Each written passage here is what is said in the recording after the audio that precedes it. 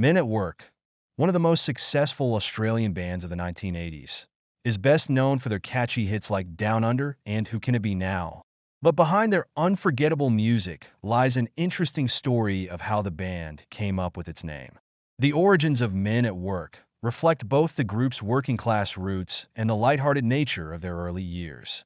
The band's name, while now synonymous with global success, has an interesting backstory tied to their humble beginnings. The formation of Men at Work started in 1979, when Colin Hay, a Scottish-born singer and guitarist, moved to Australia. Hay quickly formed a band with guitarist Ron Strykert, bassist John Rees, and drummer Jerry Spicer. The group was initially called The Men, but this name was short-lived. The band was still searching for a title that would represent their sound and energy, and as it often happens with creative minds, the name came about almost by accident.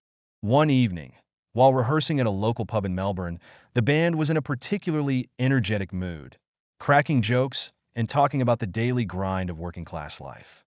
During this time, they started jokingly referring to themselves as Men at Work to capture the spirit of their practice sessions. The phrase resonated with all the members, as it symbolized their daily efforts of balancing their music career with the realities of working life. With a sense of humor and a nod to the working-class roots of many Australian musicians, they adopted the name Men at Work in the early 1980s. The name Men at Work wasn't just a reflection of their lives, but also an alignment with the everyday, relatable themes the band would explore in their music. While they were still a relatively unknown group, the name set the tone for their later success, giving a sense of blue-collar authenticity that would appeal to both local Australian audiences and, eventually, global listeners.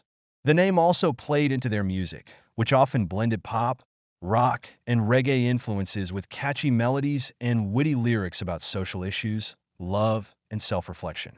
The band's breakthrough came in 1982 with the release of their debut album, Business as Usual. The album featured the smash hit Down Under, a song that would become synonymous with the band's name. Down Under celebrated Australian culture, with its laid-back attitude and catchy lyrics, and it was perfectly complemented by the band's new identity as Men at Work. The song became a global anthem, and with it, the name Men at Work became instantly recognizable worldwide. Men at Work was more than just a band name. It was a statement about who they were and the culture they represented. The working-class ethos, coupled with their fun, irreverent approach to music, made them stand out in the crowded music scene of the early 1980s. The band's second album, Cargo, continued this theme, with hits like Overkill and Dr. Heckle and Mr. Jive, showing their ability to mix introspective lyrics with infectious pop melodies. Men at Work's sound and name resonated with people everywhere, becoming a symbol of the 1980s music scene. Despite changes in the lineup and shifts in the music industry, Men at Work's legacy endures. The name Men at Work became a symbol of the band's cultural impact, representing their clever songwriting and ability to create music that was both entertaining and thought-provoking.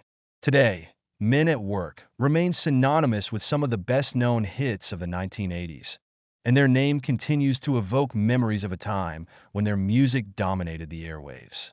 In conclusion, the story behind the name Men at Work is simple yet meaningful.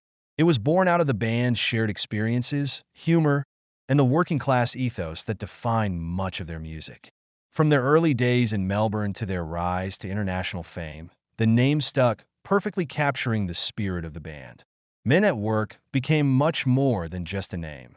It became a symbol of success, a reflection of the band's authenticity, and a reminder of the universal appeal of their music.